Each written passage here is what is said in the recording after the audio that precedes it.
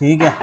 तो हम लोग कल क्या देखे थे, कल हम लोग कि कोई डीसी मशीन का रिवर्सिंग कैसे करेंगे और इंडक्शन मशीन का रिवर्सिंग कैसे करेंगे, मशीन नहीं मोटर का। ठीक है, तो डीसी मोटर का रिवर्सिंग कैसे करेंगे और इंडक्शन मोटर का रिवर्सिंग कैसे करेंगे, हम लोग कल ये देखे थे। ठीक है, तो आज हम लोगों को क्या देखना है, सिंगल फेज मोटर कैसे करेंगे, क्योंकि आपका सिलेबस में सिंगल फेज का स्टार्टर्स तो है नहीं। ठीक है, तो इसलिए मैं वो डिस्कस नहीं कर रहा हूँ, लेकिन आपके सिलेबस में उसका रिवर्सिंग मेथड है। ठीक है, तो भाई आपका जो सिलेबस बनाया उन्होंने ऐसा बनाया, तो मुझे भी उसके हिसाब से बताना पड़ता है। ठीक है, तो पिछली क्लास में हम लोग जो इंडक्शन मशीन का रिवर्सिंग ये सब देखे हैं और डीसी मशीन का रिवर्सिंग देखे हैं, तो आज हम लोग क्या करेंगे, सिंगल फेज मोटर का रिवर्सिंग कैसे करते हैं, क्या क्या मेथड से, मैनुअली कैसे करेंगे और ऑटोमेटिकली कैसे करेंगे, ये सब चीज़ें आज हम लोग देखेंगे। ठीक है, तो ये आपका पिछले क्लास का था, अभी जो आपको स्क्रीन पे दिख रहा होगा।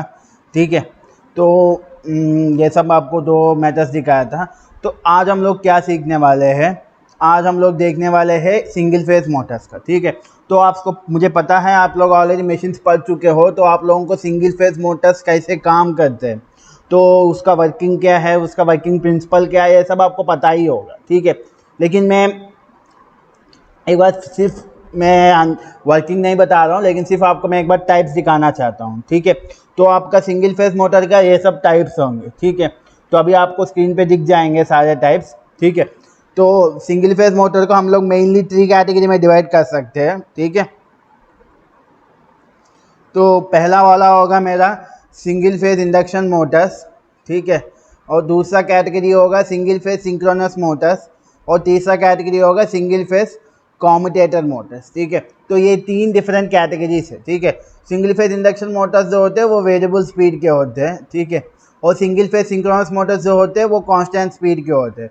मतलब आप लोड जितना भी इंक्रीज करेंगे, लेकिन ये मोटर्स क्या होंगे, कांस्टेंट स्पीड में रन करेंगे। उसके बाद आपका जो ये तीसरा है, ये आपका कॉम्यूटेटर टाइप मोटर्स है। ये ऐसा मोटर्स है जिसको हम एसी और डीसी दोनों सप्लाई के लिए हम लोग क्या कर सकते हैं, इन मोटर्स को यूज़ कर सकते हैं। ठीक है, तो ये आप लोग ऑलरेडी देख चुके होंगे आपका मशीन्स वाले क्लासेस में। ठीक है, तो सिंगल फेज इंडक्शन मोटर्स में आपका 3 डिफरेंट टाइप्स होते हैं। पहला वाला होता है single phase type, split phase type. दूसरा होता है शेडेड पोल टाइप, और तीसरा होता है रिलक्टेंस स्टार टाइप। ठीक है, उसके बाद सिंक्रोनस में भी आपको 2 टाइप्स होंगे। पहला होगा आपका रिलक्टेंस मोटर और दूसरा होगा आपका हिस्टेरिसिस मोटर। ठीक है, तो उसके बाद आपका सिंगल फेज कॉम्यूटेटर मोटर्स में आपका पहला होगा रिपल्सन मोटर। ठीक है, और दूसरा आपका रिपल्सन इंडक्शन मोटर, तीसरा आपका एसी सीरीज मोटर, और चौथा आपका यूनिवर्सल मोटर। तो ये सब आपके क्या है, different types of single phase Motors है। ठीक है, लेकिन इसमें आपको एक चीज़ ये याद रखना है कि यहाँ पे देखिए,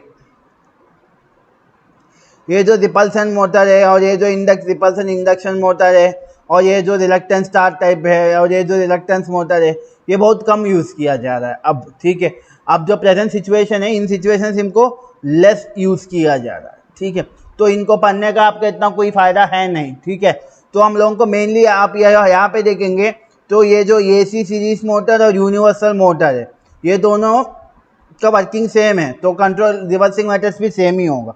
तो हम लोग इन दोनों में किसी एक का रिवर्सिंग मेथड सीखेंगे तो हम लोगों को दोनों कवर हो जाएंगे, क्योंकि दोनों का सेम होगा, दोनों में कॉम्यूटेटर होगा, दोनों में सीरीज वाइंडिंग होगा और दोनों में आर्मेचर होगा। जैसा आपका डीसी मोटर्स में आर्मेचर और फील्ड वाइंडिंग होता है, वैसे इन दोनों में भी आर्मेचर और फील्ड वाइंडिंग रहता है। ठीक है, तो यहाँ हम लोगों को कोई स्पेशली कुछ सेपरेटली कुछ नहीं होता, दोनों के लिए एक ही कंट्रोलिंग मेथड हम लोग सीख सकते हैं। तो हिस्टेरिसिस मोटर जैसे सिंक्रोनस मोटर्स है, तो इनको रिवर्सिंग करना इतना ज़्यादा कोई कहीं यूज़ नहीं होता, क्योंकि हिस्टेरिसिस मोटर्स जो होते हैं वो नॉर्मली एक ही डायरेक्शन में यूज़ किया जाता है, तो इनको भी हम लोग डिस्कस नहीं कर रहे। और शेडेड पोल मोटर्स जो होते हैं वो स्पेशल एप्लीकेशंस में यूज़ किया जाता है, जैसा आपका कुछ स्पेशल खिलौने में या आपका जो क्लॉक हाउस में जो क्लॉक होते हैं उनमें यूज़ किया जाता है। तो हम लोगों को मेजरली हम लोग कंट्रोल ऑफ इलेक्ट्रिकल मशीन्स जो सब्जेक्ट होता है वो मेजरली इंडस्ट्रियल ओरिएंटेड होता है। ठीक है, तो हम लोगों को इंडस्ट्री में क्या क्या मोटर्स यूज़ होते हैं उनका कंट्रोलिंग मेथड सीखना बहुत इंपॉर्टेंट होता है। ठीक है, तो इसलिए हम लोग क्या देखेंगे, ये जो स्प्लिट फेज टाइप है इसको रिवर्सिंग कैसे करेंगे हम लोग आज वो सीखेंगे। और यहाँ पे जो ये यूनिवर्सल मोटर है, क्योंकि आपको मैं बताया हूँ AC सीरीज मोटर और यूनिवर्सल मोटर दोनों में अगर किसी एक का हम लोग कंट्रोलिंग मेथड सीखेंगे तो दोनों के लिए सेम ही होगा, ठीक है। तो आज मैं आपको ये दोनों का रिवर्सिंग मेथड सिखाने वाला हूँ। पहला जो है स्प्लिट फेस टाइप का रिवर्सिंग मेथड और दूसरा जो है यूनिवर्सल मोटर का रिवर्सिंग मेथड, ठीक है। तो चलिए हम लोग देख लेते हैं यूनिवर्सल मोटर्स कैसे करते हैं और स्प्लिट फेस मोटर्स का कैसे करते हैं, ठीक है।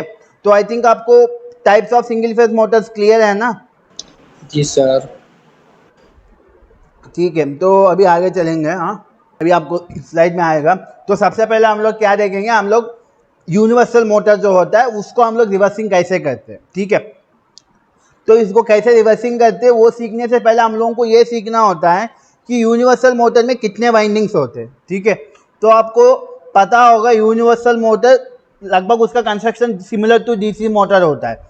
तो इसमें भी क्या होगा, ये एक आर्मेचर वाइंडिंग होगा और एक फील्ड वाइंडिंग होगा। और अगर और स्पेसिफिकली बोलना है तो हम ये बोल सकते हैं कि इसमें एक सीरीज फील्ड वाइंडिंग होगा, ठीक है। तो यूनिवर्सल मोटर में हमारे पास दो वाइंडिंग होंगे, एक होंगे हमारा आर्मेचर वाइंडिंग और दूसरा होगा हमारा सीरीज फील्ड वाइंडिंग।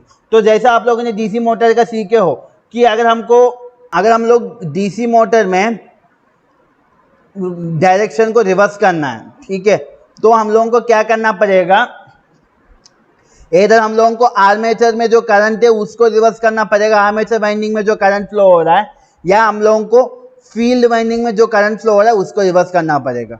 दोनों नहीं करना है, किसी एक को, इसलिए बीच में हम लोग और लिख सकते। तो हम लोग आर्मेचर वाइंडिंग में करंट को रिवर्स कर सकते या और हम लोग फील्ड वाइंडिंग में करंट को रिवर्स कर सकते। तो इन दोनों में हम कोई एक चीज़ करेंगे तो हमारा जो मोटर होगा वो रिवर्स डायरेक्शन में रोटेट करने लगेगा, ठीक है। तो आप लोगों ने DC मोटर में देख चुके हो, तो सेम यहाँ पे भी वही करना होगा, ठीक है। तो चलिए हम लोग सीधा पहला वाला टाइप देखेंगे। तो जैसा आपको उस समय में जब DC मोटर समझा रहा था तो वहाँ पे आपको मैं फील्ड करंट को रिवर्स करना नहीं सिखा रहा था, क्योंकि वहाँ पे मैं आपको ये कंस्ट्रेंट बताया था कि अगर हम लोग DC मोटर में फील्ड में करंट को रिवर्स करेंगे तो तब क्या होगा कि फील्ड डिस्टॉर्ट होने के चांसेस होंगे। तो इसलिए मैं वहाँ पे आपको जो रिवर्सिंग मेथड्स बताए वो सब उन सब मेथड्स में हम लोग आर्मेचर वाइंडिंग में करंट को रिवर्स कर रहे हैं, लेकिन यहाँ पे दोनों देखेंगे, ठीक है। तो ये मैनुअली कैसे करते हैं हम लोग, ठीक है। तो मैनुअली हम लोग कैसे करते हैं, तो आप यहाँ देख सकते हैं ये जो ARM लिखा है ये मेरा यूनिवर्सल मोटर का आर्मेचर वाइंडिंग है, ठीक है। ये जो ARM है ये मेरा यूनिवर्सल मोटर का आर्मेचर वाइंडिंग है, और ये जो है यहाँ पे ये मेरा क्या है, सीरीज वाइंडिंग है, ठीक है। तो अब हम लोगों को क्या करना है, इस मेथड में मैं क्या कर रहा हूँ, ये पहला मेथड में मैं क्या कर रहा हूँ, आर्मेचर वाइंडिंग जो है मेरा, तो उस आर्मेचर वाइंडिंग में मैं क्या करूँगा, करंट को रिवर्स करूँगा, ठीक है। आर्मेचर वाइंडिंग में मैं क्या करूँगा, करंट का डायरेक्शन को रिवर्स करूँगा, ठीक है। तो कैसे करेंगे, अगर मैनुअली मुझे करना है तो आप यहाँ पे मैं एक स्विच लिखा हूँ, वो क्या है मेरा DP-DT स्विच। DP-DP मतलब डबल पोल डबल थ्रो, ठीक है। तो डबल पोल डबल थ्रो मतलब इसके दो पोल्स होंगे और दोनों पोल्स को हम लोग दो साइड्स में हम लोग इसको थ्रो कर सकते हैं, मतलब इधर भी मूव कर सकते हैं इधर भी मूव कर सकते हैं। तो अब देखिए कैसे करेंगे, ठीक है। तो अब हम लोग क्या करेंगे, ठीक है। तो पहला मैं क्या करूँगा, इनिशियली ये जो है स्विच है, ठीक है। स्विच का दो पोजीशन है, पहला पोजीशन 1 होगा, दूसरा पोजीशन मेरा 2 होगा, ठीक है। तो अब देखिए, तो मैं क्या किया हूँ, स्विच को अपना 1 पोजीशन पे रखा हूँ। तो अगर मैं स्विच को अपना 1 पोजीशन पे रखा हूँ तो आप यहाँ देख सकते हैं मेरा आर्मेचर करंट कैसे जा रहा है। तो सप्लाई है, सप्लाई से करंट, एक मिनट, सप्लाई से करंट क्या हो रहा है, फील्ड वाइंडिंग में आ रहा है। मान लो ये फील्ड वाइंडिंग का F है और ये डबल F है, तो करंट F से एंटर करके डबल F से लीव करके ऐसा आ रहा है, या यहाँ पे मैं फर्स्ट पोजीशन में रखा हूँ। तो फर्स्ट पोजीशन में मेरा कनेक्शन क्या होगा, ये से A1 का कनेक्शन होगा ऊपर में, और नीचे B से B1 को कनेक्शन होगा। तो करंट क्या होगा, ये से A1 जाएगा और A1 से आर्मेचर को जाएगा। मान लो ये आर्मेचर का ये है और ये डबल ए है, तो आर्मेचर का ये में जा रहा है और डबल ए से लीव कर रहा है। तो अब क्या हो रहा है, जब मैं स्विच को पहला पोजीशन पे रखा हूँ तो मेरा करंट क्या हो रहा है, आर्मेचर का ये से डबल ए में जा रहा है, ठीक है। तो अब मेरा मान लो मेरा मोटर जो रोटेट कर रहा है वो क्लॉकवाइज रोटेट कर रहा है, या मैं उसको फॉरवर्ड डायरेक्शन बोल रहा हूँ, ठीक है। तो अब मुझे क्या करना है, मेरा मोटर को रिवर्स डायरेक्शन में रोटेट करना है। तो अब मैं क्या करूँगा, डीपी स्विच को इधर रोटेट करूँगा ताकि मेरा कनेक्शन दूसरा लाइन पे आ जाए। तो अब मेरा कनेक्शन क्या होगा, इधर आ जाएगा, ठीक है, ऐसा, इसलिए मैं ऐसा एरो दिखा हूं यहाँ पे। तो अब आप देखेंगे तो करंट फील्ड वाइंडिंग में तो कोई चेंज नहीं है, जैसा पहले था वैसे ही एफ से लेके डबल एफ में जा रहा है। लेकिन जब आप आर्मेचर में देखेंगे, अब आर्मेचर कनेक्शन देखिए, ऊपर कैसा कनेक्शन है, ये से ये टू कनेक्टेड है और नीचे बी से B2 कनेक्टेड है, ठीक है। तो अब करंट क्या होगा, ये से होते हुए A2 से होते हुए B1 में जाएगा, B1 से होते हुए इधर एंटर करेगा और लीव करते समय ऐसा आके ऐसा जाएगा, ठीक है, इधर लीव करेगा, ठीक है। तो आप देख सकते हैं मेरा अब आर्मेचर करंट जो है वो कैसे मूव कर रहा है, पहले तो ऊपर से नीचे आया लेकिन अब नीचे से ऊपर जा रहा है। तो आप यहाँ पे क्लियरली देख सकते हैं मेरा आर्मेचर में करंट का डायरेक्शन क्या हो गया, रिवर्स हो गया। तो ऑटोमेटिकली मेरा अब मोटर क्या होगा, एंटी क्लॉकवाइज या रिवर्स डायरेक्शन में रोटेट करेगा, ठीक है। तो क्लियर है यहाँ? सर एक बार और बता दीजिए। ठीक है, मैं एक बार और रिपीट कर दे रहा हूँ। देखिए हमारे पास एक स्विच है, ठीक है, यहाँ पे एक स्विच है, ये पूरा एक स्विच है, ठीक है। तो ये स्विच का कनेक्शन देखिए, ये बीच में ये रहेगा, इधर A1 रहेगा, इधर A2 रहेगा, ठीक है। तो नीचे साइड भी स्विच का इधर B रहेगा, इधर B1 रहेगा और इधर B2 रहेगा, ठीक है। तो सबसे पहले मैं क्या किया हूँ, स्विच को इस पोजीशन में रखा हूँ, ये से A1, ये से B से B1, ठीक है। तो अब यहाँ पे क्या होगा, करंट क्या होगा, ऐसे होते हुए फील्ड ये मेरा सीरीज फील्ड है, क्योंकि आपको मैं बताया हूँ, ठीक है, आपको मैं बताया हूँ कि सीरीज फील्ड में क्या होगा, करंट रिवर्स नहीं करेंगे तो एफ से डबल एफ हो रहा है, कोई दिक्कत नहीं। यहाँ से इधर आया और ये तक आया, अब कनेक्शन किधर है, ये से A1 को है, तो करंट क्या होगा यहाँ पे, ये से A1 में जाएगा, उसके बाद A1 से क्या होगा, A1 से ऐसा होते हुए आर्मेचर में नीचे की ओर करंट जाएगा। तो अब मेरा मोटर का डायरेक्शन क्या होगा, क्लॉकवाइज या फॉरवर्ड डायरेक्शन में रोटेट करेगा और यहाँ से नीचे आके नीचे से फिर से B1 से B में जाके यहाँ से रिटर्न हो जाएगा, ठीक है। तो इस समय पहला मैं स्विच को अगर इसको पोजीशन 1 को बोलते हैं और इसको पोजीशन 2 बोलते हैं। तो जब स्विच को मैं पोजीशन 1 में रखा हूँ तो मेरा करंट कनेक्शन ए से A1 B से B1 था, ठीक है। तो अब देखिए, अब मैं क्या करूँगा, फॉरवर्ड तो रोटेट कर लिया, अब मुझे क्या करना है, मोटर को रिवर्स में रोटेट करना है। तो सब कुछ हटा देंगे, तब देखिए फिर से मेरा डीपी स्विच का कनेक्शन देखिए, ये होगा, A1 होगा, इधर A2 होगा, ठीक है। वैसे ही यहाँ पे B होगा, B1 होगा और इधर B2 होगा, ठीक है। तो अब मैं क्या किया हूँ, स्विच को दूसरा पोजीशन में फेंका हूँ। तो जब मैं स्विच को दूसरा पोजीशन में डालूंगा तो मेरा कनेक्शन क्या होगा, A से A2 होगा, B से B2 होगा और यहाँ पे क्या होगा, आर्मेचर को जब कनेक्ट होना है, क्योंकि आर्मेचर तो इन दोनों के बीच में कनेक्ट है, A1 और B1 के बीच में मेरा आर्मेचर कनेक्ट है। तो अब यहाँ से क्या होगा, A2 से B1 को कनेक्शन जाएगा, B2 से A1 को कनेक्शन जाएगा। तो अब आप देखिए, जब मैं सप्लाई दूंगा फील्ड में तो करंट का डायरेक्शन कोई चेंज नहीं है, एफ से डबल एफ ही जा रहा है, ठीक है। उसके बाद ये तक आएगा, ये में आने के बाद ए से A2 जाएगा, A2 से होते हुए B1 जाएगा, तो करंट अब B1 तक आया। उसके बाद B1 से होते हुए आर्मेचर में जाएगा। तो इसके पहले आप देखे होंगे तो करंट मेरा नीचे था, अब क्या हो रहा है, मेरा करंट ऊपर साइड जा रहा है, मतलब आर्मेचर में मेरा करंट क्या हो गया, रिवर्स हो गया। अगर आर्मेचर में मेरा करंट रिवर्स हुआ तो मेरा मोटर का डायरेक्शन भी क्या होगा, रिवर्स होगा या काउंटर क्लॉकवाइज डायरेक्शन होगा, ठीक है। तो रिवर्स हुआ, ऐसा से आएगा, A1 में जाएगा और A1 से B2 में आके B2 से B से आके B से पीछे हो जाएगा, ठीक है। तो ये आपका फॉरवर्ड और रिवर्स। फॉरवर्ड में रोटेट करना है तो मैं पोजीशन 1 में रख रहा हूँ ताकि कनेक्शन ए से A1 हो जाए, और रिवर्स में करना है तो मैं पोजीशन 2 में रख रहा हूँ स्विच को ताकि कनेक्शन ए से A2 हो जाए, ठीक है। तो क्लियर है यहाँ? Yes sir. ठीक है, तो अब आ गया, ठीक है। तो यहाँ पे हम लोग क्या कर रहे थे, एक मिनट, हम लोग आर्मेचर में जो करंट फ्लो हो रहा है उसको हम लोग चेंज किए थे ताकि मेरा मोटर का डायरेक्शन रिवर्स हो जाए। लेकिन फील्ड को भी कर सकते हैं, जो मैं डीसी मोटर में नहीं किया था क्योंकि मैं वहाँ पे फील्ड को डिस्टॉर्ट नहीं करना चाहता था। लेकिन यहाँ पे एसी मोटर है, ये यूनिवर्सल मोटर एक एसी मोटर है, तो यहाँ पे फील्ड डिस्टॉर्शन नाम का कोई चीज़ नहीं, प्रॉब्लम नहीं होगा।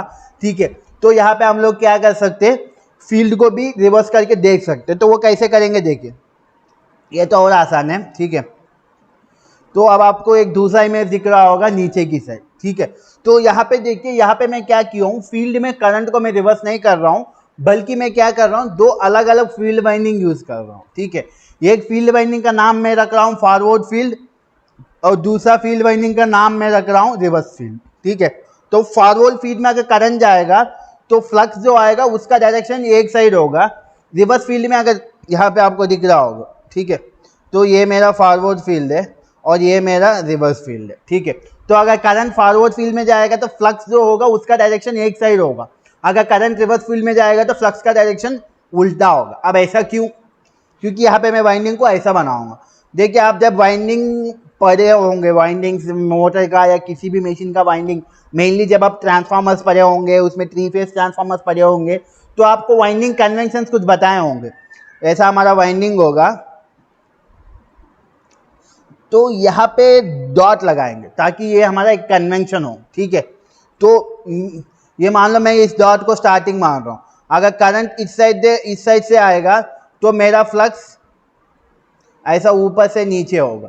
तो अगर मान लो यही वाइंडिंग को मैं उल्टा कनेक्ट किया हूँ, डॉट यहीं पे, लेकिन अब करंट अगर नीचे से आ रहा है तो फ्लक्स का डायरेक्शन नीचे से ऊपर होगा, उल्टा होगा। तो यहाँ पे भी यही होगा, ये जो वाइंडिंग होगा जिसका डॉट इधर होगा, इस वाइंडिंग का डॉट इधर होगा। ठीक है, ताकि दोनों वाइंडिंग्स का फ्लक्स अलग अलग हो। ठीक है, तो ये राइट साइड आपको जो दिखाया हूँ सेम वही यहाँ पे है। ठीक है, तो अगर मुझे मोटर को फॉरवर्ड डायरेक्शन में रोटेट करना है तो यहाँ पे मेरे पास एक स्विच है, 3.3 पोजीशन स्विच है।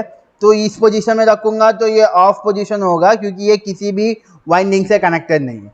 तो अगर मुझे मोटर को फॉरवर्ड डायरेक्शन में रोटेट करना है तो मैं इसको क्या करूँगा, फर्स्ट पोजीशन में ऐसा डालूंगा। तो करंट क्या होगा, फॉरवर्ड फील्ड से होते हुए आर्मेचर में जाएगा। तो फॉरवर्ड फील्ड मतलब डॉट से एंटर हो रहा है, अनडॉट से रिलीज हो रहा है, तो फ्लक्स का डायरेक्शन ऊपर से नीचे होगा। तो इस कंडीशन में मान के चलो मेरा मोटर जो हो रहा है वो फॉरवर्ड या क्लॉकवाइज डायरेक्शन में रोटेट कर रहा है। ठीक है, अब मुझे मन किया मेरा मोटर का डायरेक्शन को रिवर्स करूं, तो अब मैं क्या करूंगा, इस स्विच को ऐसा कनेक्ट करूंगा। तो अब करंट क्या होगा, 2 से होते हुए रिवर्स वाइंडिंग से होते हुए आर्मेचर में जाएगा। दोनों कंडीशन में देखिए आर्मेचर में करंट का कुछ फर्क नहीं पड़ रहा है, करंट ऊपर से नीचे ही जा रहा है आर्मेचर में। लेकिन इस बार करंट किस फील्ड से होते हुए आया, रिवर्स फील्ड से। तो आप देख सकते हैं रिवर्स फील्ड में करंट कहाँ एंटर कर रहा है, अनडॉटेड साइड एंटर कर रहा है, और कहाँ लीव कर रहा है, डॉटेड साइड लीव कर रहा है। तो फ्लक्स का डायरेक्शन नीचे से ऊपर होगा। तो इसका डायरेक्शन मेरा करंट रिवर्स रोटेट करेगा या काउंटर क्लॉकवाइज डायरेक्शन में रोटेट करेगा। ठीक है, तो यहाँ पे दो अलग अलग वाइंडिंग यूज करेंगे, दोनों का कन्वेंशन अलग अलग होगा। एक पे करंट डॉट से एंटर करेगा और दूसरे में करंट डॉट से लीव करेगा। ठीक है, तो समझ में आया ये? यस, बाकी लोगों को आ गया सर, आ गया समझ में। ठीक है, तो ये जो यहाँ पे किए, दोनों में हम लोग डायरेक्शन को कैसे रिपेट कर रहे थे, मैनुअली स्विच को मैनुअली ऑपरेट कर रहे थे। स्विच को अगर हम लोग मैनुअली ऑपरेट कर रहे हैं तो इसको हम लोग मैनुअल स्टार्टर्स बोलते हैं। लेकिन अगर स्विच को हम लोग नहीं ऑपरेट कर रहे, कॉन्टैक्टर ऑपरेट कर रहा है, तो उसको ऑटोमेटिक बोलते हैं। तो अब हम लोग ऑटोमेटिक मेथड देखेंगे। ठीक है, तो इसमें आप देख सकते हैं ये पहला वाला जो होता है ये आपका, यहाँ पे हम लोग आर्मेचर को रिवर्स कर रहे थे, और दूसरे वाले में हम लोग फील्ड को दो फील्ड, मतलब एक फॉरवर्ड फील्ड एक रिवर्स फील्ड यूज करके कर रहे थे। ठीक है, तो अब ऑटोमेटिक में हम लोग देखेंगे आर्मेचर कैसे करेंगे और फील्ड का कैसे करेंगे। ऑटोमेटिक आर्मेचर को रिवर्स करके कैसे करेंगे, ऑटोमेटिकली दो फील्ड यूज करके कैसे करेंगे। ठीक है, तो अब यहाँ देखिए, ये जो अभी आपको इमेज दिखाया हूँ यह आपका आर्मेचर का नहीं है। ठीक है, ये आपका फील्ड का है। ठीक है, तो सर उसके बाद मैं सीधा जा रहा हूँ एक और मोटर में, लेकिन मैं आपका यूनिवर्सल मोटर का आर्मेचर का रिवर्स करने वाला ऑटोमेटिक मेथड दिखा ही नहीं रहा हूँ। ठीक है, तो क्यों, किसी को आइडिया है मैं क्यों नहीं दिखा रहा हूँ? सर एक बार क्वेश्चन फिर से रिपीट करिए सर। देखिए, अभी मैं आपको जो ऑटोमेटिक स्टार्टर स्क्रीन पे दिखा रहा हूँ ये मेरा 2 फील्ड वाला है। फॉरवर्ड वाइंडिंग और रिवर्स वाइंडिंग अलग अलग यूज़ करेंगे। लेकिन आपको मैं यहाँ पे कोई आर्मेचर वाला दिखा नहीं रहा हूँ जिसमें आर्मेचर में करंट को रिवर्स कर सके। अभी जो आपको स्क्रीन में दिख रहा है ये फील्ड वाला है, आर्मेचर का ऑटोमेटिक स्टार्टर मैं दिखा नहीं रहा हूँ। क्यों? होता ही नहीं है स्टार्टर, या ऐसे ही नहीं दिखा रहा हूँ? अच्छा ठीक है ठीक है। तो देखिए मैं आपको जब स्टार्ट किया था तभी मैं आपको बताया था कि यहाँ पे यूनिवर्सल मोटर का जो कंस्ट्रक्शन होता है वो सिमिलर टू डीसी मोटर होता है, ठीक है। तो आपको मैं जब डीसी मोटर का रिवर्सिंग मेथड पढ़ाया था, चलिए पीछे चलते हैं, रिवर्सिंग ऑफ डीसी मोटर, ठीक है। तो इसमें दो अलग अलग टाइप थे, ठीक है। तो ये डीसी मोटर का जो रिवर्सिंग मेथड था, यहाँ पे इन दोनों मेथड्स को यूज़ करके यहाँ पे हम लोग क्या कर रहे थे, आर्मेचर को ही रिवर्स कर रहे थे, है ना। इन दोनों में हम लोग आर्मेचर का करंट को रिवर्स कर रहे थे ना डीसी मोटर में, क्योंकि मैं आपका डीसी मोटर में फील्ड को रिवर्स करने वाला मेथड बताया ही नहीं, ठीक है। तो इन दोनों में मैं आर्मेचर को रिवर्स कर रहा हूँ, ठीक है। तो ये जो है यही same to same control system होगा यूनिवर्सल मोटर के लिए भी, ठीक है। क्योंकि डीसी मोटर और यूनिवर्सल मोटर का कंस्ट्रक्शन सिमिलर होगा। तो डीसी मोटर में मैं आपको पहले ही बता दिया हूँ कि डीसी मोटर में आर्मेचर करंट को ऑटोमेटिकली कैसे रिवर्स करते हैं। तो ये दोनों ऑटोमेटिकली रिवर्स करने वाला मेथड से, मेनली ये वाला, ठीक है, मेनली ये वाला, ठीक है। तो ये थोड़ा मैनुअल है, ये सिर्फ आपको मैं एक्सप्लेनेशन के लिए दिया था, ठीक है। तो ये जो है ये वाला, तो ये आपको ऑटोमेटिकली आर्मेचर का करंट को कैसे रिवर्स करते हैं, सिर्फ बटन दबा के, ठीक है। तो इसमें आपका ये वाला जो था ये इमीडिएट रिवर्सल वाला था, ये वाला जो था इसमें हमको स्टॉप करके उसके बाद रिवर्स करना था। तो मैं आपको कल ही बताया था शायद, है ना। तो कल ही मैं आपको ये दोनों बताया था। तो इन दोनों में करंट हम लोग आर्मेचर में रिवर्स कर, डीसी वाला एक बार फिर से बता दीजिए। अरे भाई डीसी वाला एक बार फिर से बता वीडियो मैं दीजिए। अपलोड करूंगा, उसमें देख लेना, ठीक है। ठीक है, मैं ऑलरेडी इसको 2 बार उसी दिन समझाया था, ठीक है। तो उस दिन अगर आप ध्यान नहीं दिए हो तो बाकी लोगों को ये वाला समझ में आ गया ना। ये जो डीसी मोटर का है ये आपको उस दिन समझ में आया था ना ये वाले। मैं आपको आज सारे वीडियोस अपलोड करूंगा रिमेनिंग लेक्चर्स का भी, तो आप लोग उसमें देख सकते हो। मैं ये वीडियो में भी मैं ऊपर आई बटन में आपको मिल जाएगा डीसी मोटर वाला, ठीक है। तो उसमें देख लीजिए, क्योंकि सेम है, हम फिर से एक्सप्लेन करने से कोई टाइम वेस्ट का अलावा और कुछ नहीं है, ठीक है। तो डीसी मोटर का रिवर्सिंग कैसे करते हैं ये हम लोग ऑलरेडी पढ़ चुके हैं। जो लोग उस दिन सो गए हो या जो लोग उस दिन आए ही नहीं हो क्लास में, वो लोग फिर से वीडियो देख लेना, ठीक है। मैं उस दिन इसको 2 बार समझाया था आपके लिए, ठीक है। तो यहाँ पे आपका यूनिवर्सल मोटर में भी आर्मेचर मेथड के लिए प्रोसेस सेम है। डीसी मोटर में जो रिवर्सिंग मेथड से वही मेथड यहाँ पे यूनिवर्सल मोटर का आर्मेचर में रिवर्स करने का मेथड्स में होता है, ठीक है। तो कोई फ़र्क नहीं है। तो हम लोग सीधा क्या कर रहे, फील्ड वाइंडिंग में देख रहे कि फील्ड मेथड कैसे करेंगे, फील्ड का करंट को रिवर्स करके। तो मैनुअली आप देख चुके हो कि मैनुअल में हम लोग क्या कर रहे, 2 वाइंडिंग यूज़ कर रहे हैं। एक हमारा फॉरवर्ड वाइंडिंग होगा और दूसरा हमारा रिवर्स वाइंडिंग होगा, ठीक है। तो हम लोग ये दोनों वाइंडिंग्स यूज़ करके कर रहे हैं। तो यहाँ पे भी आपका फॉरवर्ड वाइंडिंग और रिवर्स वाइंडिंग होगा, ठीक है। लेकिन इनमें करंट हम लोग मैनुअली स्विच बदल के नहीं करेंगे, ऑटोमेटिकली करने का कोशिश करेंगे, ठीक है। तो कैसे करेंगे वो देखिए, ठीक है। शुभम तुम देख लेना, ठीक है, क्योंकि टाइम वेस्ट करने से कोई फ़ायदा नहीं है। उस वीडियो में आपको अपलोड करूँगा आज सारे। Yes sir, yes sir.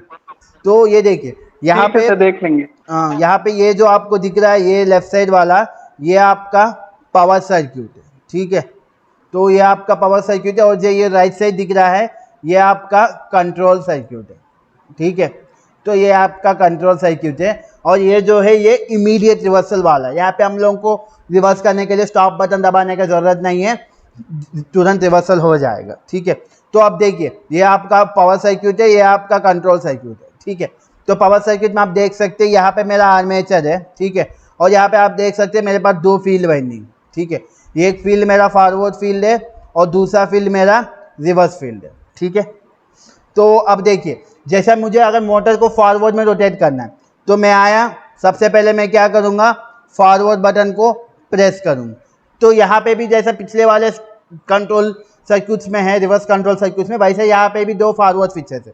जैसे मैं इसको दबाऊंगा तो ये दबते समय ये क्या होगा, यहाँ से रिलीज होता रहेगा और जैसे ये दबेगा तो ये वाला कट हो जाएगा, ठीक है, ताकि मेरा मोटर रिवर्स डायरेक्शन में ना रोटे। तो उसके बाद आप देख सकते हैं करंट क्या होगा, फॉरवर्ड स्विच से होते हुए, रिवर्स स्विच से होते हुए एफ कॉन्टैक्टर को आएगा। जैसे ही करंट एफ कॉन्टैक्टर को आएगा तो एफ कॉन्टैक्टर क्या करेगा, जितने भी एफ नाम के स्विचेस है, ओपन है तो क्लोज, क्लोज है तो ओपन करेंगे। तो आप देख सकते हैं यहाँ पे मेरा F3 ओपन है तो इसको क्या करेगा, क्लोज करेगा, ठीक है।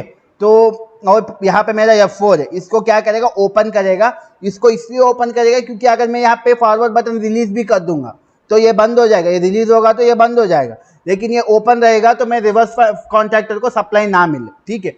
ये कंट्रोल सर्किट में ऐसा कर रहा है।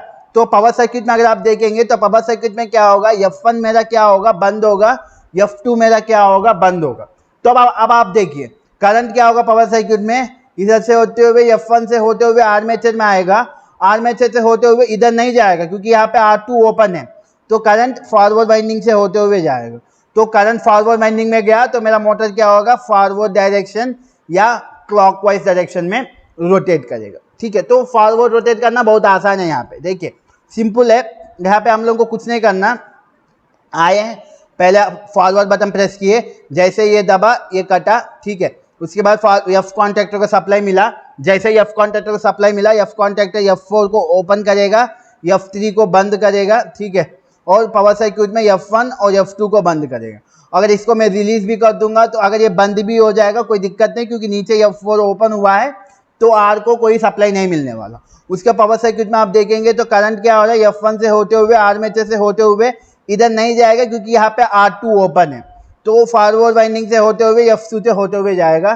तो करंट अगर फॉरवर्ड वाइंडिंग में गया तो मेरा मोटर क्या होगा, फॉरवर्ड या क्लॉकवाइज डायरेक्शन में रोटेट करेगा, ठीक है। तो अब मुझे मन किया मोटर को रिवर्स में रोटेट करने का, ठीक है। तो अगर मुझे मोटर को रिवर्स में रोटेट करना है तो अब मैं क्या करूँगा, स्टॉप नहीं करूँगा, सीधा आऊँगा, रिवर्स बटन प्रेस करूँगा।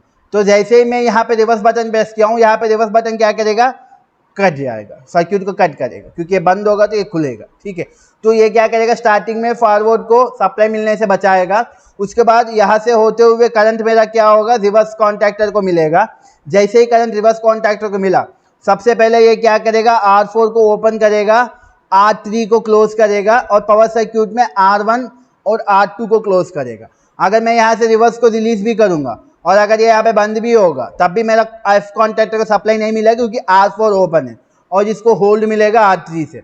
और यहाँ पे देखिए R1 और R2 बंद है, तो करंट क्या होगा, R1 से होते हुए आर्मेचर से होते हुए इस बार फॉरवर्ड वाइंडिंग में नहीं जाएगा क्योंकि फॉरवर्ड वाइंडिंग के नीचे स्विच ओपन है, तो ये रिवर्स वाइंडिंग में जाएगा और मेरा मोटर क्या होगा, रिवर्स या काउंटर क्लॉकवाइज डायरेक्शन में रोटेट करेगा, ठीक है। तो बहुत आसान कंस्ट्रक्शन है, समझ में आया? Yes sir.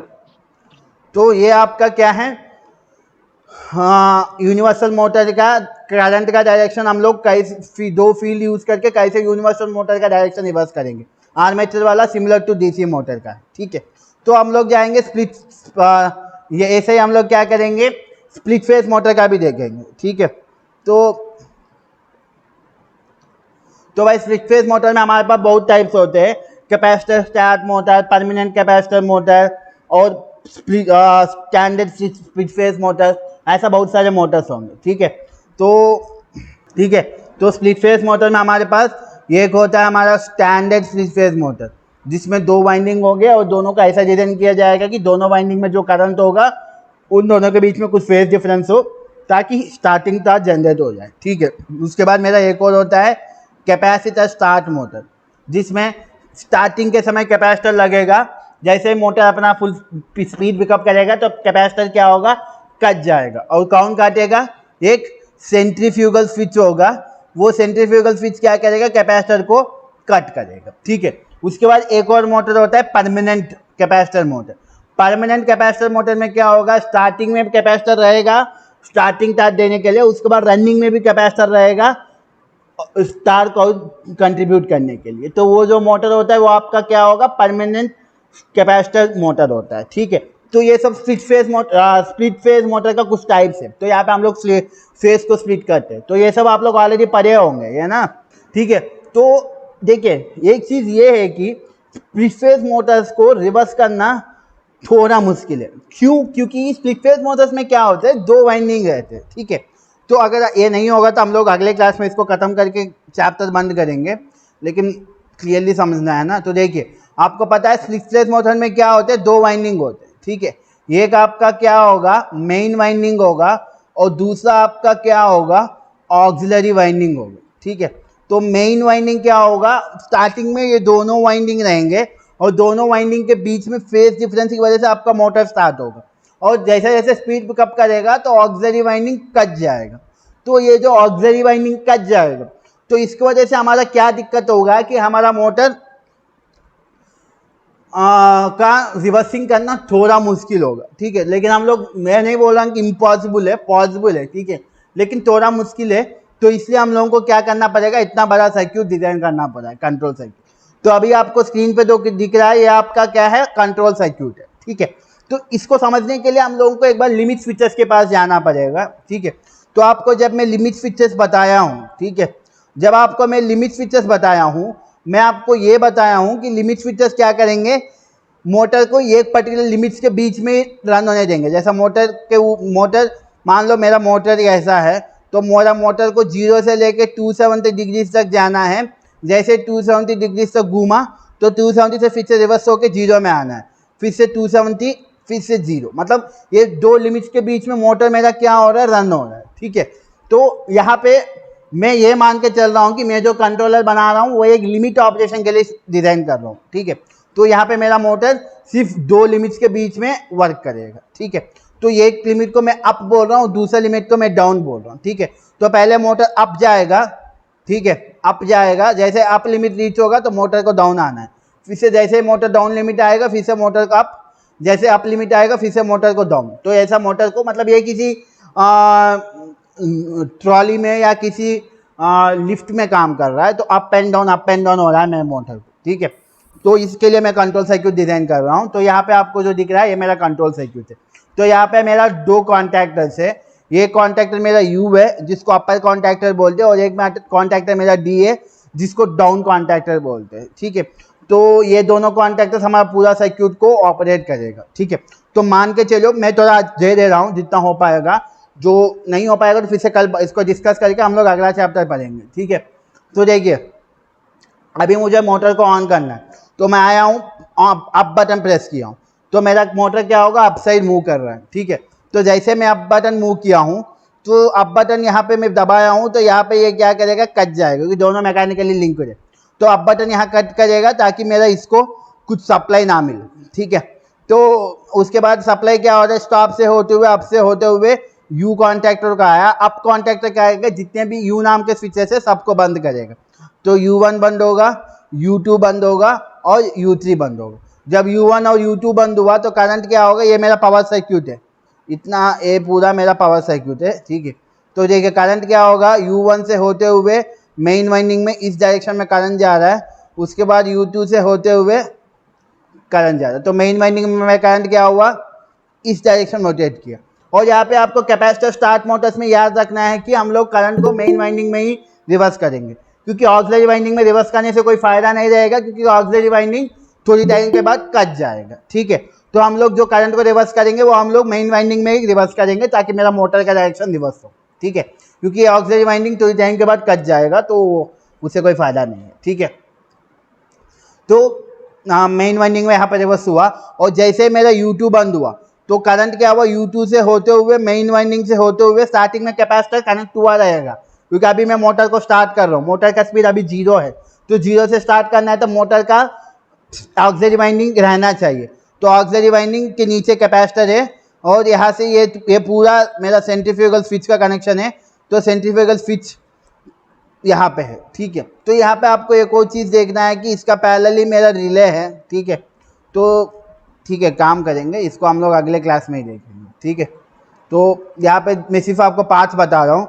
ये मेरा अप कॉन्टैक्टर है। ठीक है, ये मेरा अप कॉन्टैक्टर है, ये मेरा डाउन कॉन्टैक्टर है, और यहाँ पे ये जो है ये रेसिस्टेंस है, जो बाद में जब मोटर अपना फुल स्पीड में आएगा तो ऑक्सिलरी वाइंडिंग को कट करके रेसिस्टर लगाते हैं, और यहाँ पे ये जो है ये मेरा क्या है, रिले है। ठीक है, तो उसके बाद ये मोटर आप ये प्लगिंग, इसको प्लग रिवर्सिंग बोलते हैं। ठीक है, तो ये कैसे रिवर्सिंग हो रहा है, ये कैसे ऑपरेट कर रहा है, ये हम लोग अगले क्लास में देखेंगे, क्योंकि इसको मैं अगर जल्दी जल्दी समझाने की कोशिश करूँगा तो आपको थोड़ा कन्फ्यूज़न होगा। ठीक है, तो कल हम लोग देखेंगे इसको, हम लोग ये ऑपरेशन कैसे करेगा। ठीक है, तो ये थोड़ा ही बचा है, ये ख़त्म हो जाएगा कल। ठीक है, कल आपका सेकंड चैप्टर ख़त्म हो जाएगा, उसके बाद हम लोग थर्ड चैप्टर में जाएंगे जो आपका स्पीड कंट्रोल होगा शायद थर्ड चैप्टर, है ना। तो आप भी सिलेबस देखते रहिए, अगर मेरे से कुछ छूट गया तो मैं आपको मुझे याद दिलाइए, मैं आपको वो भी कवर करूँगा बाद में, बल्कि अभी छूट गया तो आपको मैं बाद में कवर करूँगा, ठीक है।